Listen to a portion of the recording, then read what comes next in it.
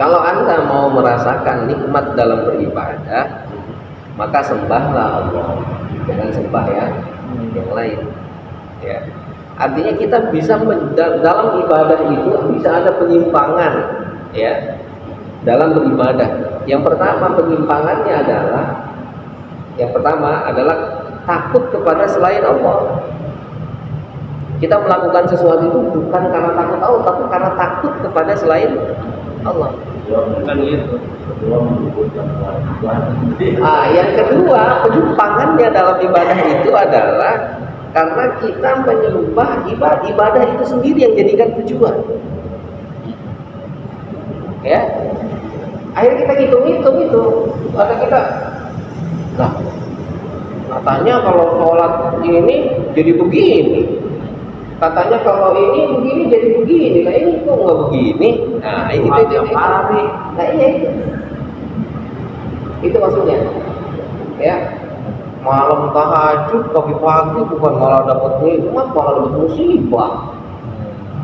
Itu menyembahnya bukan menyembah Allah, tapi menyembah ibadah. Nah iya. Ya.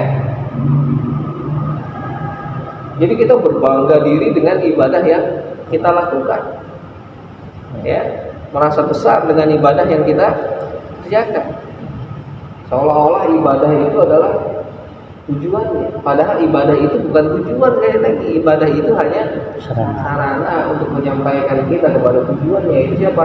Allah. Ya, ngerti nggak? Ya, jadi tetap aja meskipun dia sarana nggak boleh ditinggal, gitu.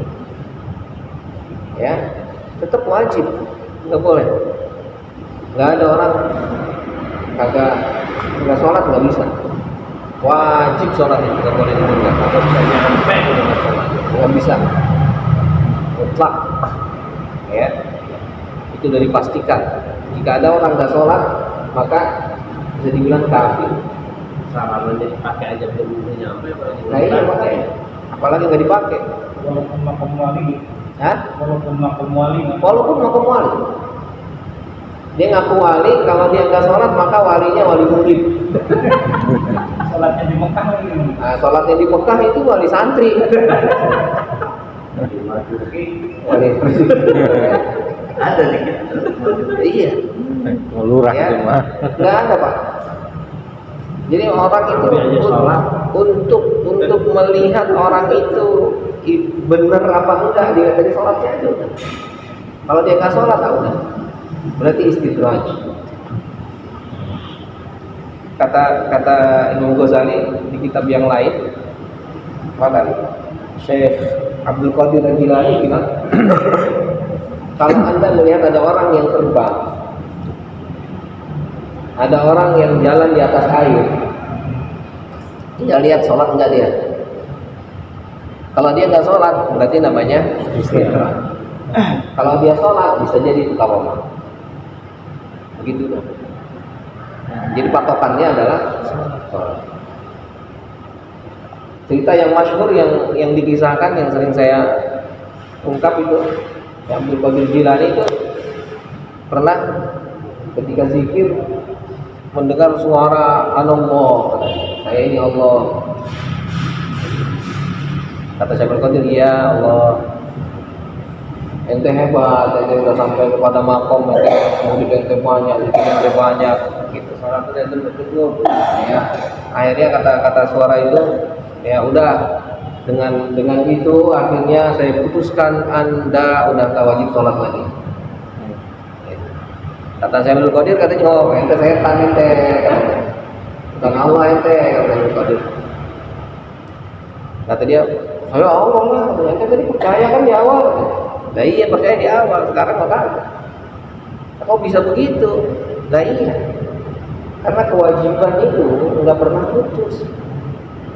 Seorang hamba meskipun dia ibadahnya setinggi mungkin, sesuci mungkin, hamba itu tetap hamba. Ya, nggak bisa hamba itu berubah menjadi Tuhan, nggak bisa. Hamba itu sesuci apapun dia, setinggi apapun pangkatnya, derajatnya, tetap dia adalah hamba. Ini. Lah iya, tetap aja hamba, nggak bisa berubah. Makanya Rasulullah itu semakin hebat namanya ketika disebutkan Rasulika wa abdika, gitu kan. Hamba itu. Lah iya hamba. Makanya subhanalladzi asra bi 'abdihi, gitu kan. Ya.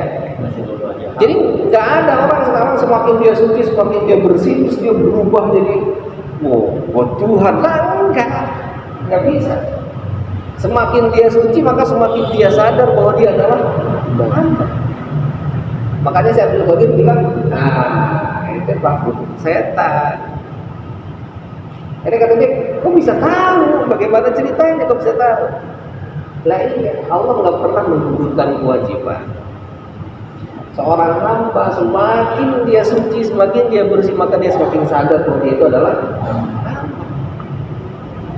Makanya Rasulullah itu dikabarkan sholat sampai kakinya bengkak. Itu pertanda apa? Nah, karena dia itu hamba. Kata saya Abdul Qadir, masa saya udah kagak wajib sholat? Bagaimana ceritanya?